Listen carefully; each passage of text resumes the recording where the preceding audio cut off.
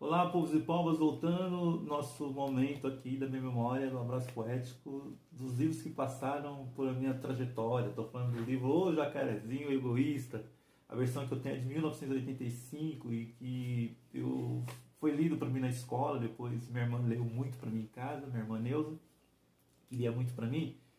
Eu quero falar agora de um outro elemento, desses 4 elementos, que a partir de uma narrativa como esta, você pode pensar os 4 elementos, e aí agora a gente vai pensar, por exemplo, o fogo.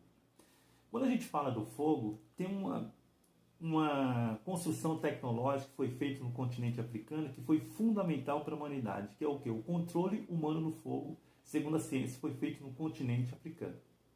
E aí que a gente pode pensar? Sem o continente africano, sem a contribuição científica do continente africano, nós teríamos a Revolução Industrial, nós teríamos chegado, por exemplo, até a Lua, nós teríamos um motor a combustão. A gente pode pensar, por exemplo, o acesso ao fogo por meio, por exemplo, da Petrobras, das políticas nacionais de combustível, o preço da gasolina, o preço, por exemplo, do bojão de gás. Tudo isso é discutir ciência, tecnologia e inovação, né? Todos têm acesso igualmente a por exemplo, um bojão de gás? É uma questão que dá para a gente discutir com a criança, com o adolescente, tá bom? A partir de uma narrativa. Olá, povos e povas, voltando aqui para o nosso último bloco de análise do livro O Jacarezinho Egoísta, que fez parte da minha infância, da minha história. Interessante, né? Por isso que eu falo assim, educador, o trabalho que você faz é muito importante. Os livros que você lê podem gerar impacto na vida de uma criança, um adolescente, de um ser humano, né?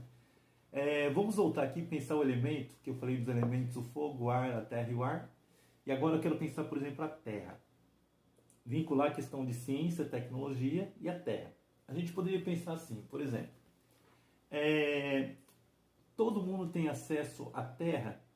Por exemplo, quando a gente pensa tecnologia, tecnologia não é só um dispositivo, mas é uma forma de se fazer as coisas. E a gente pode trabalhar aquela categoria que chama tecnopolítica, que é quando a gente vincula tecnologia e política.